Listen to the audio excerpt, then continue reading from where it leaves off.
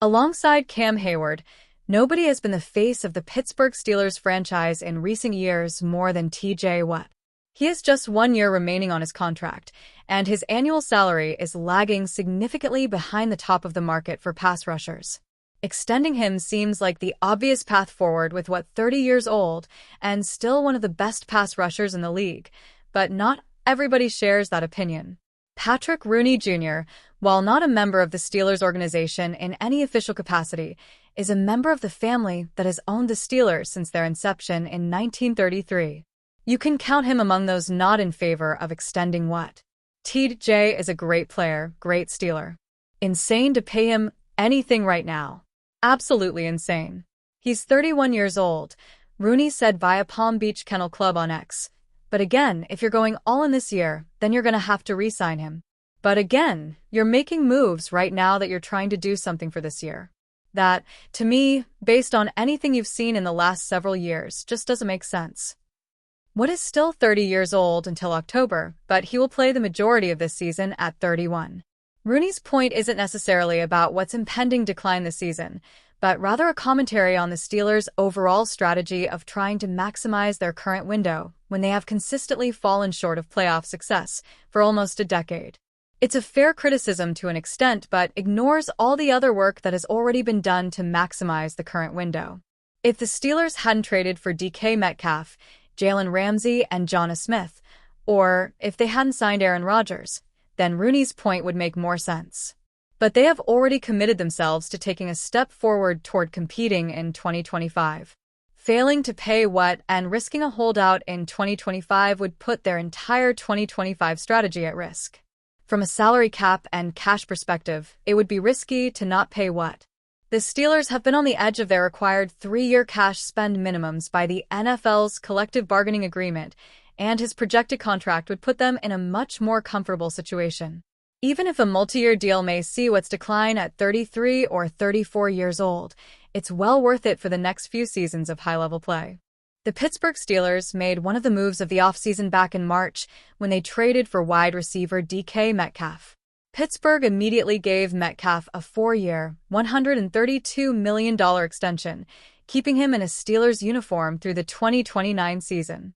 And while it's a consensus thought that Metcalf is an upgrade over George Pickens, Bill Barnwell of ESPN questions how much better they will be because of number 4. Are the Steelers different? Yes, Barnwell writes. Are they better? Maybe a tiny bit. DK Metcalf is certainly a more reliable option than the now-departed George Pickens as the lead receiver, but after Metcalf's 1,303-yard season in 2020, he has averaged 1,030 yards per campaign and right above 2.0 yards per route run, producing at about the same rate as Michael Pittman Jr. and Amari Cooper.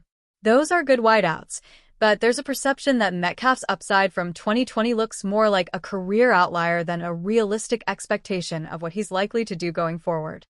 It was clear that Metcalf took a step back in 2024 under new offensive coordinator Ryan Grubb, who left Seattle after 1 year to become the new offensive coordinator at Alabama. His 992 yards were the second fewest of his career, and his 5 touchdowns were the lowest of his career. Hopefully a new star with Arthur Smith and Aaron Rodgers reignites the once-hot fuse that Metcalf had back in 2023 when he averaged over 16 yards per catch. For all that the Pittsburgh Steelers have done this offseason in remodeling their roster in hopes of playoff success, a gaping hole remains. The Steelers' receiving corps saw a couple major moves during the offseason. They first traded for DK Metcalf back in March, forming one of the most fascinating pass-catching duos at the time with him and George Pickens. But that partnership never made it to the field as the Steelers traded Pickens weeks after the draft, citing some tensions between the two camps as a reason for his departure to the Dallas Cowboys. Generally speaking, that leaves them in the same place they started when the regular season ended. Pittsburgh has one rock-solid number 1 receiver with questionable pieces surrounding the player. Now facing a one-season deadline to maximize their time with Aaron Rodgers, there is some moderate concern the stable of receivers will not be enough. To alleviate those concerns, CBS Sports' Cody Benjamin proposed for the Steelers to pursue veteran receiver and former Super Bowl champion Odell Beckham Jr.